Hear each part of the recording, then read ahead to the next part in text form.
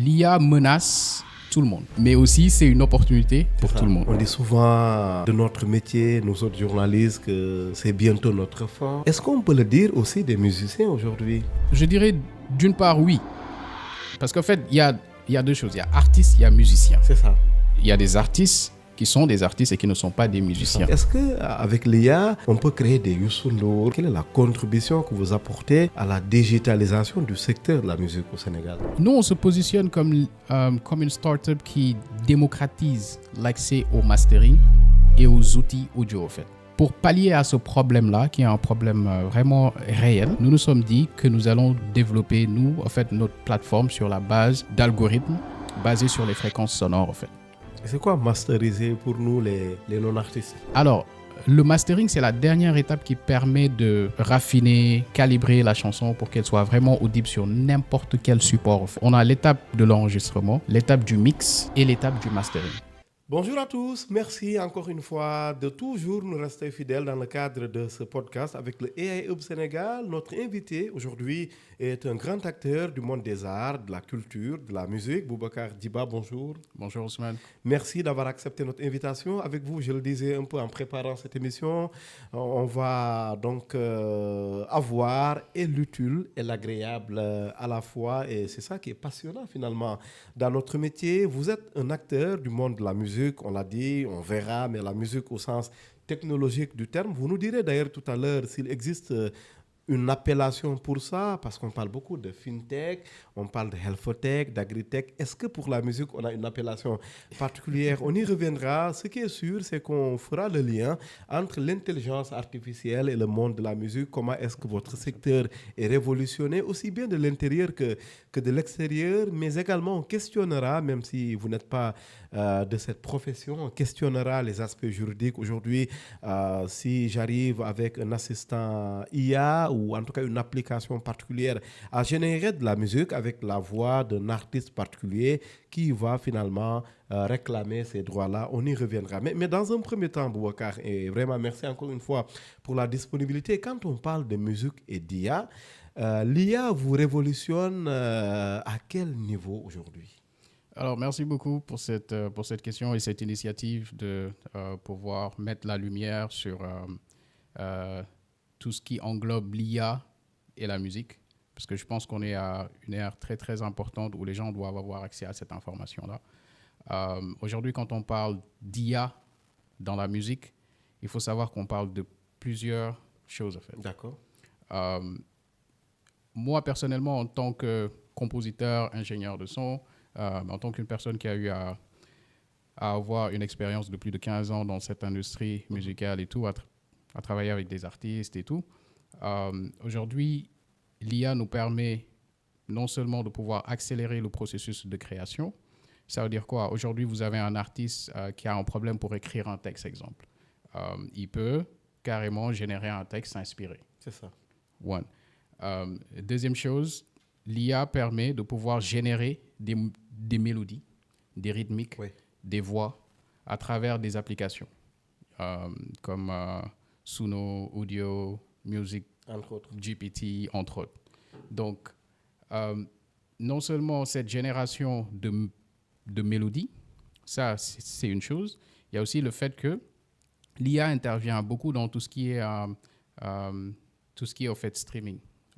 Aujourd'hui, exemple, quand on parle des algorithmes de recommandation, on parle déjà, vous écoutez de la musique sur Spotify, YouTube Music et tout. Quand on vous recommande des chansons, c'est à partir d'algorithmes bien déterminés. Mais tout ça, c'est en rapport avec la musique. D'accord. Right. Mais le plus important, c'est aujourd'hui le fait qu'on puisse créer des chansons à base C'est ça qui est nouveau, de l'intelligence artificielle. Oui. Et aussi, il y a le fait que l'on peut générer des samples. Ce qui était peut-être impossible avant, mais maintenant, c'est possible avec une banque de sons générée par l'IA. Et la technologie est à ce stade maintenant.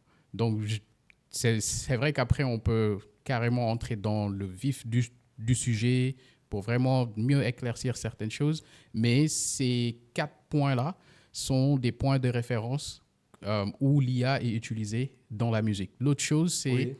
en termes de droit d'auteur aussi. L'IA est utilisée dans ça pour pouvoir C'est traquer ça, oui. traquer déjà les samples similaires à certaines chansons pour pouvoir faire le match et voir si ça a été reproduit par une telle personne ou pas. Mais avouez-le, ce n'est pas simple. I mean, c'est pas simple, c'est révolutionnaire, c'est passionnant. Très bien. Et j'ai envie de mettre les pieds dans le plat. On dit souvent de notre métier, nous autres journalistes, que c'est bientôt notre fin. FIN. Est-ce qu'on peut le dire aussi des musiciens aujourd'hui? Je dirais d'une part oui, pour les musiciens, parce qu'en fait, il y a deux choses. Il y a artistes, il y a musiciens. C'est ça. You know? Il y a des artistes qui sont des artistes et qui ne sont pas des musiciens. C'est plus large Right? en fait. C'est plus large. Oui. Donc, l'IA menace tout le monde, right? Mais aussi, c'est une opportunité pour ça. tout le monde. Et comment mixer les deux d'ailleurs pour reprendre l'appellation de votre start-up? Exactement. Maintenant, comment allier ces deux-là? Aujourd'hui, c'est vrai que la menace pèse plus sur les artistes qui n'ont pas conscience de cette technologie-là, en fait. Donc, c'est eux qui vont avoir un réel problème.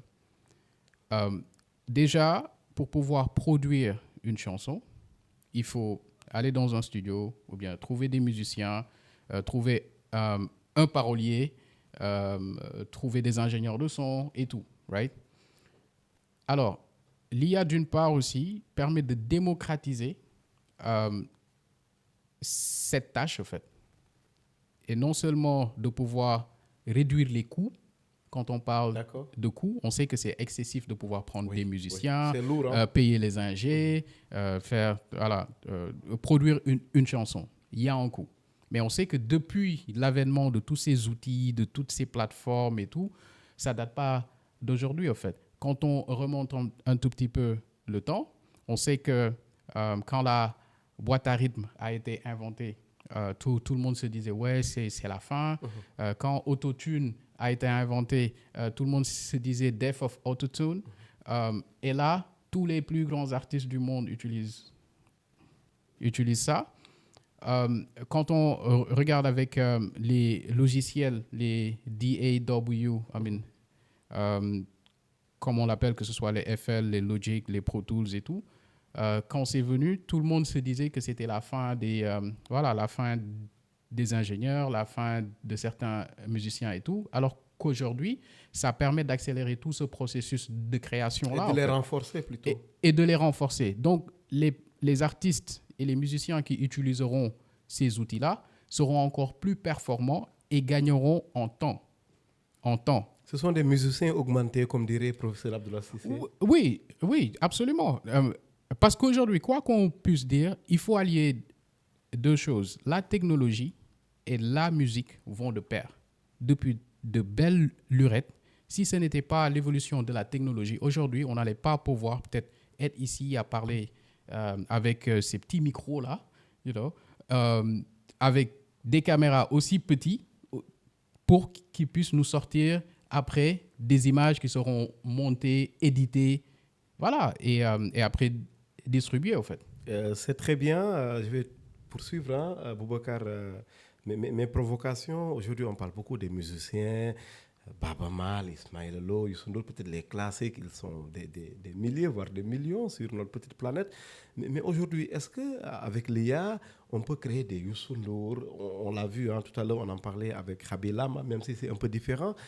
Est-ce qu'aujourd'hui, l'IA peut créer une sorte d'agent IA version musique, une sorte de Youssou N'Dour, une sorte de Baba Mal, une sorte de Ndongolo, de Michael Jackson? Mais bien sûr, absolument. C'est déjà le cas? Absolument, c'est déjà le cas. Après, ce qu'il faut comprendre, c'est que tout est parti d'une base de données, right?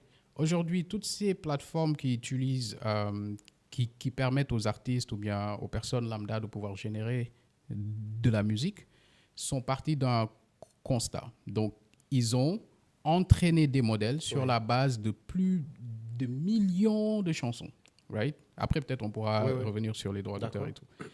Mais sur cette base-là, C'est aujourd'hui, si on veut reproduire une chanson de Youssou N'Dour, hein, ou bien de Ismaël Lô, sa voix, exemple, il suffit qu'une personne soit mal intentionnée, puisse prendre des heures d'enregistrement de Ismaël Lô et entraîner un modèle sur ça.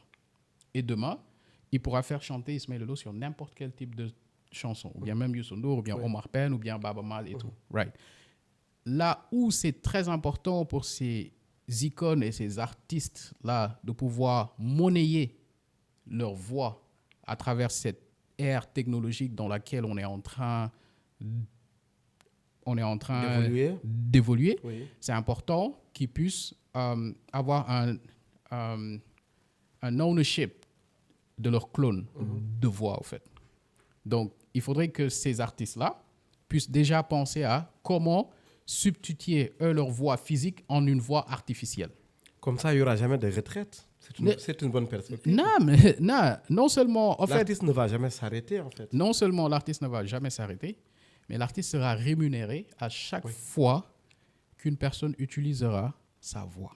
Et est-ce qu'on peut s'attendre, par exemple, dans un bal au Sénégal, à ce que, à la place de Youssou N'Dour, qu'on ait son clone IA qui arrive et qui se produit sur scène? But absolutely. I mean, quand on regarde la réalité virtuelle, quand on regarde tout ce qui est immersion en termes de VFX, tout ça, c'est possible. On peut cloner la personne. On peut carrément venir avec un hologramme de Youssou N'Dour en concert et le faire chanter et tout. La technologie est à ce stade, en fait. Elle fait même des choses beaucoup plus poussées que ça. Donc, c'est juste pour vous dire que c'est possible. Mais après, c'est vrai que les gens ont toujours cette envie de voir l'artiste, de voir l'humain. Donc, il ne faudrait pas aussi perdre... L'affection à l'endroit de l'humain. Exactement. Il ne faudrait pas aussi perdre cet aspect, perdre cette place-là. Donc, elle est très, très importante, en fait. Très bien. Et Zenmix Master, donc la start-up que vous dirigez, vous avez créée, Boubacar, existe depuis quelques années. On en reparlera tout à l'heure. Et aujourd'hui, quel est votre rôle par rapport à tout cela? Quelle est la contribution que vous apportez à la digitalisation du secteur de la musique au Sénégal? Alors, nous, on se positionne comme une start-up qui démocratise l'accès au mastering et aux outils audio, en fait. Ça veut dire quoi? Aujourd'hui, si on regarde l'Afrique, on a 70 à 80% des artistes, des créateurs de contenu qui n'ont pas accès à des studios de mastering ni à des ingénieurs de qualité. Donc, pour pallier à ce problème-là, qui est un problème vraiment réel, et nous nous sommes dit que nous allons développer, en fait, notre plateforme sur la base d'algorithmes basés sur les fréquences sonores, en fait. Ce qui nous permet aujourd'hui de pouvoir masteriser n'importe quel type de chanson. C'est quoi masteriser pour nous, les non-artistes? Alors, le mastering, c'est la dernière étape qui permet de raffiner, calibrer la chanson pour qu'elle soit vraiment audible sur n'importe quel support, en fait. D'accord. Donc, on a plusieurs étapes. On a l'étape de l'enregistrement, l'étape du mix qui permet de balancer les instruments et la voix et tout, et l'étape du mastering. Donc, le mastering, c'est la dernière étape qui permet à la personne d'avoir une écoute agréable de la chanson, en fait. Donc, sinon, c'est à l'état brut. Exactement. Et ça, il y a un coût énorme, en fait. Il y a des ingénieurs qui sont spécialisés en mastering, il y a des ingénieurs qui sont spécialisés en mix, il y a des ingénieurs qui sont spécialisés en vocal tracking. Donc, tout ça, en fait, c'est des étapes. Et ces étapes-là demandent un coût. Maintenant, imaginez aujourd'hui les gens qui n'ont pas accès à ce type de studio-là. Comment est-ce qu'ils font? Donc, ces technologies d'IA, aujourd'hui, permet de démocratiser et d'optimiser vraiment l'accès à la qualité sonore, en fait. Donc, nous, on se positionne comme des acteurs révolutionnaires dans ce sens. Ah, très bien, on reviendra là-dessus, mais bien entendu, on sait aujourd'hui que Zenmix Master est un acteur avec qui il faut compter dans le secteur et c'est très, très important à l'heure de l'IA. Mais il faut le dire, vous avez existé avant ChatGPT. Absolutely. I mean, personnellement, moi j'ai une expérience, comme j'ai dit, de plus de 15 ans dans l'industrie de la musique, en tant que compositeur aussi. La raison pour laquelle, en fait, on a lancé cette plateforme-là, c'est parce qu'on a vu un problème. Et ce problème-là, c'est vraiment un problème qui nous a poussé déjà à pouvoir mettre en place un dispositif qui nous permet, nous, de pouvoir masteriser instantanément les musiques qu'on faisait, mais aussi par rapport aux requêtes qu'on recevait d'artistes qui voulaient avoir une qualité sonore optimale et qui n'arrivaient pas à l'avoir du fait qu'il y avait des coûts vraiment exorbitants. Nous nous sommes dit, avec toute l'expérience qu'on a dans la musique et tout, ce serait vraiment dommage de rater ce coche-là, en fait. Donc, on a pris du temps à faire des recherches, à contacter les grandes entités qui avaient déjà une expertise sur ça et à développer aujourd'hui notre plateforme, en fait. Ah, très bien. Et comment est-ce que vous aidez à protéger les œuvres de nos musiciens à l'heure de l'IA? Alors, nous, on ne se substitue pas comme, comme des gens qui vont protéger les œuvres. Je pense que pour ça, en fait, il y a déjà une institution pour ça. Mais, en fait, nous, on a des conditions d'utilisation très claires au niveau de la plateforme parce qu'on s'est dit, toute personne qui utilise la plateforme doit être la personne détentrice des droits de cette chanson-là.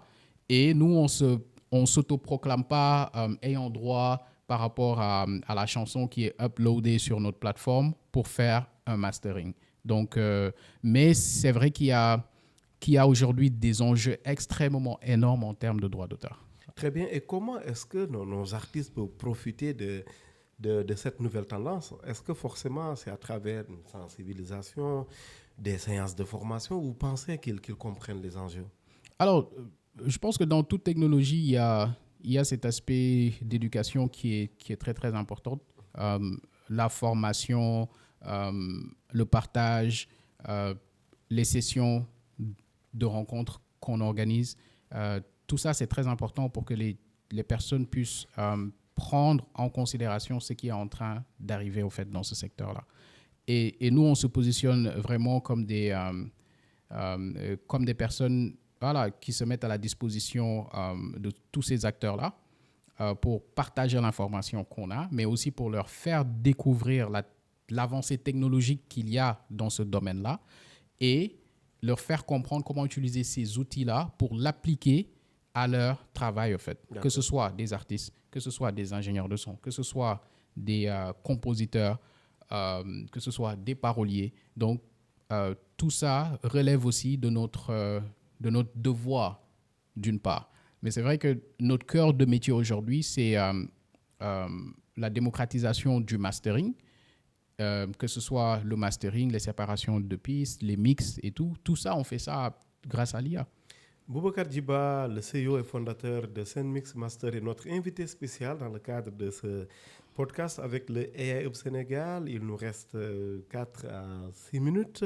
On va revenir certes sur ce que vous faites en tant que start-up dans le monde de la musique aujourd'hui, mais très rapidement, 2 questions qui nous tiennent également à cœur. On reviendra sur les perspectives, je l'ai dit tout à l'heure, vous concernant, mais sur les aspects droits d'auteur. Quand aujourd'hui, avec l'IA, j'arrive à inventer ou en tout cas mettre au point une chanson, je l'ai vu par exemple avec la fameuse remontada des Lions du Sénégal à Kinshasa face à la RDC, il y avait cette belle chanson que j'adore d'ailleurs, qui revient tout le temps sur TikTok. Une chanson comme ça, on l'a créée comment et derrière, ça appartient à qui côté droit d'auteur? Alors, il y a plusieurs étapes. On l'a créée comment? Il y a des plateformes pour créer. Pour ça, c'est pas compliqué. Voilà, c'est pas compliqué. Après, la qualité de la création dépendra de la personne qui est derrière la chanson. Un ingénieur de son, un compositeur qui prompte une chanson ne sera pas la même chose qu'une personne lambda, en fait. Appartient juridiquement la chanson. Il y a 2 choses. Les plateformes, exemple, si on prend les plateformes qui sont déjà disponibles, on a on a Suno, on a Audio, on a, voilà, D'accord. Music, GPT. Eux tous, ils vous donnent une licence d'utilisation. Ah. D'autre part, la plateforme qui a généré la musique garde les droits aussi. C'est une Donc, copropriété en quelque sorte. exactement. Parce que jusqu'à présent, C'est flou. c'est très flou. D'accord. Maintenant, quand on va au-delà, ça veut dire quoi? Quand la personne intervient dans le processus de création, aujourd'hui, avec la machine, la personne peut prendre cette chanson-là et la protéger directement. Donc, ce qui veut dire aujourd'hui, quand on regarde le cas aux États-Unis, exemple, il y a une loi, ils sont en train de débattre sur ça et tout, pour dire que si la chanson a été entièrement générée par l'IA, elle ne peut pas être copyrighted. Mais si la chanson a été générée par l'IA avec une touche humaine sentie dans la chanson peut être protégée. Et si elle est protégée, elle revient à qui? Elle revient à l'humain. Maintenant... Ça donne le tournis, hein, tout ça. Oui, c'est très... c'est très... je dirais, c'est très complexe parce que tout ce qui est juridique en termes de musique aujourd'hui, les textes qu'on a sont obsolètes par rapport à l'avancée technologique. Donc, ce qui veut dire que c'est important de pouvoir update. Et les textes seront toujours obsolètes, d'ailleurs. Oui, voilà. Parce qu'il y a toujours cette avancée-là. Et je pense que nous, en fait, en tant que précurseurs dans ce domaine-là, c'est très important de pouvoir mettre la lumière sur ça et faire comprendre aux gens qu'il faudrait revoir certains textes. Je sais que la SODAV, exemple, est déjà en train de travailler dans ça. D'autres entités en Afrique sont en train de réfléchir dans ce sens-là. Donc, nous, on a une opportunité énorme de pouvoir nous réajuster par rapport à ça. Après, il y a énormément de choses sur lesquelles il faut vraiment réfléchir. C'est tout ce qui est la collecte de données par rapport à ces plateformes-là. Parce que, quoi qu'on puisse dire, ces plateformes ont scrappé toute la bibliothèque musicale de l'Internet pour entraîner leur modèle. Et aujourd'hui, tous les gros labels veulent travailler avec eux, signent des partenariats avec eux. Donc, on est dans un monde qui va changer et qui est en train de changer. Boubacar Djiba, on va terminer juste 2 minutes sur les perspectives pour Sen Mix Master. Vous voyez comment dans 10 ans, dans 20 ans? Dans 10 ans, être le pionnier de l'IA et de la musique en Afrique. Ça, c'est déjà le cas, non? C'est déjà le cas, mais je pense qu'on est plus sur le long terme. On est plus sur le long terme parce qu'on sait qu'il y a énormément de choses à faire pour pouvoir positionner Sen Mix Master partout en Afrique. Et ça, il faut un accompagnement, il faut des investissements, il faut énormément de choses. Mais nous, ça se passe comment côté investissement chez vous? Ça se passe, je dirais que ça se passe bien parce que nous, on est plus dans une optique, pour le moment, on est self-funded. D'accord. Mais on est dans une logique de pouvoir, voilà, récemment, on a ouvert notre capital avec une firme. Et l'idée, c'est de voir dans quelle mesure on va étendre ça à d'autres firmes pour qu'ils puissent aussi bénéficier de notre plateforme et de notre technologie. Merci beaucoup. C'est moi. Notre invité aujourd'hui, Monsieur Boubacar Badji, CEO et fondateur de Sen Mix Master. Et avec lui, on a fait le tour de la question concernant, bien entendu, l'IA, la musique, les droits d'auteur, donc les aspects juridiques. Vous voulez ajouter quelque chose? Après, je dirais que les aspects juridiques, encore une fois, restent très complexes. C'est ça, et entier d'ailleurs. Et entier. Et il faudrait vraiment que nos artistes, nos experts puissent vraiment statuer sur ça et ne pas réfuter l'évolution technologique. Très bien. Merci beaucoup. Merci, chers amis followers, pour la fidélité, l'exigence, l'attention. À très vite pour un nouveau numéro.